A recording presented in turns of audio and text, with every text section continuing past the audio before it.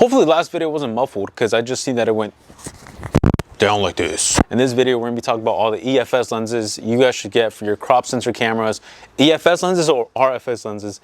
I'm gonna tell you guys, I mostly have EFS because I have a Canon R6 Mark II, so I don't need RFS.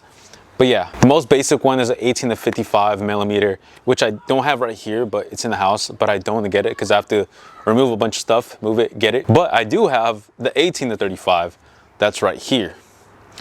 And yeah, it's basically the same thing, but you can zoom in more, a tiny bit bigger. But yeah, this is really good in my opinion because it's kind of an all-around lens. So if you have enough light and you want to, you can zoom in like this and kind of get some portrait pictures. Right here is the first one that I actually got. It was an 18 to 200 Tamron lens. So both of these lenses actually have stabilization, autofocus.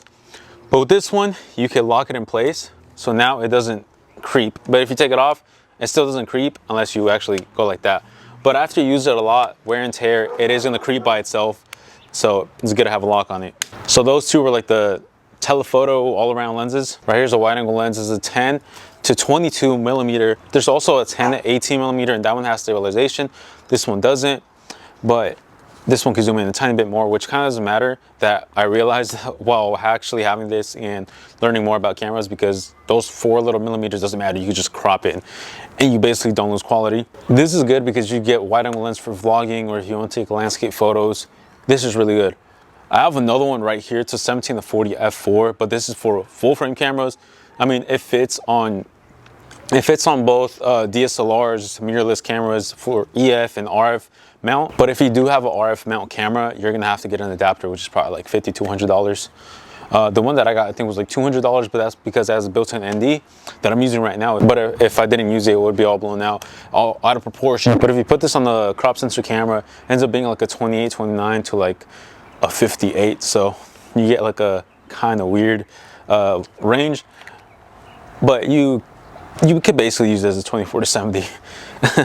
And the last one is a Telephoto, which is this one right here. It's a 55 to 250 millimeter.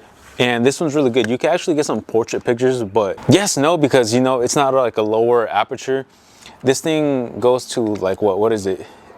It's a 4 to 5.6. But I mean, if you zoom in enough, you kind of get a blurry background because it's a compression. And yeah, with more compression, the more zoomed in it is, the more compression you get, which creates like a blurry background. But if you get a lower aperture, like a 1.2, 1.4, it's an even blurrier background. For example, this is a 1.4, and this is the blur that it actually gives you, a 1.4. And the animals are starting to bark, and the kids in the back. Oh yeah, I forgot, prime lenses. So right here is a 24 millimeter. You can also get a 50 to 1.8, which is good. This one ends up being like a 40, 50 millimeter. Then you do the 2.8 times 1.6 because that's the crop. And then the 50 ends up being like 80, 85, which is really good. Then it's 1.8 times the 1.6, and then that's your aperture. All these lenses are really good. This is basically all you need, unless you want to get more expensive lenses, which are these, the L series lenses, which it has like a red little lip.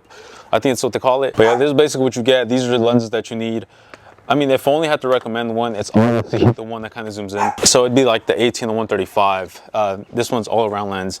If you're gonna take more portraits and pictures, stuff like that, get the 50 millimeter, or I guess a 24 millimeter if you want, or if you can, the 35 millimeter. If you're gonna get long distance like birds, stuff like that, get a 55 to 250. And I think that basically covers everything. Or I mean, vlogging and landscape. The 10 to 22 or 10 to 18, which is right here. Besides that, that's everything. A short video, I think. Even though usually I wait till all the noises are cut out. This time I didn't. I'm trying to get all these videos out real quick. I did just film a video about this camera, the Canon T6i and DSLR. Should you get them, should you not? But it was really noisy. But yeah, other than that, that's pretty much it. And now we're gonna try to record on this camera. We have a battery charging. I bought this camera just so I could film another video. I don't know what I should do with it, if I should destroy it, sell it, give it away. Let me know what I should do with it. It might just be a B cam because they're both Canon. I can use all these lenses. Let me know what you guys think. Like, subscribe, comment, and yeah, let's go film another video.